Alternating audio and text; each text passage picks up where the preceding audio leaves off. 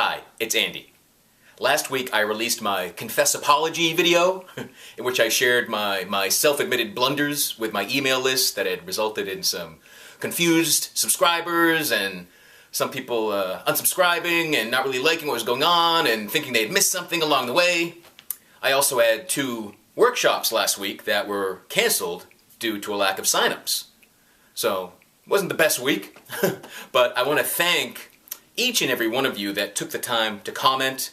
I got comments on the blog, on YouTube, on Facebook, and so many of you took the time to directly respond to me, send me emails, and I really just want to let you know how much I appreciated every single one.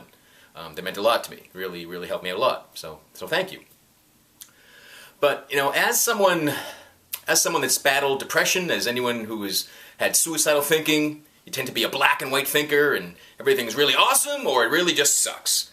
And, you know, I recognized that pattern in myself, and it took a lot of hard work and conscious effort to kind of change that pattern, to raise my awareness and make different choices. And I have been, and I'm doing great with that. I feel freaking awesome, 99.9% of the time.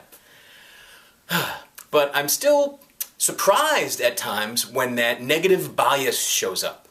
When that my tendency to exaggerate the negative, to focus on what's not working in my life.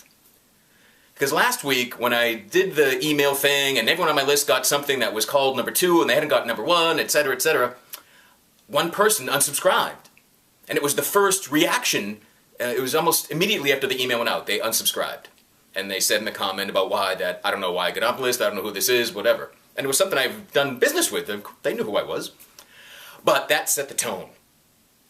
You know, I was sure, as other people emailed and they were confused, and I was talking to people and they thought they missed Meditation 1, they thought they had missed an email, and they were kind of like worried and almost beating themselves up for thinking they'd missed something that I'd sent them, but that wasn't the case at all. So anyway, I realized that I was really emphasizing the negative, and I was exaggerating the negative, because only one person unsubscribed. That was it. But it had set up this anticipation of this downward slide, of this momentum of, oh, everyone's going to hate it, everyone's unsubscribing, everybody's upset with me. And it just wasn't the case. And last week, yes, 2 classes got canceled. But they had people sign up for them, just not enough to hold them.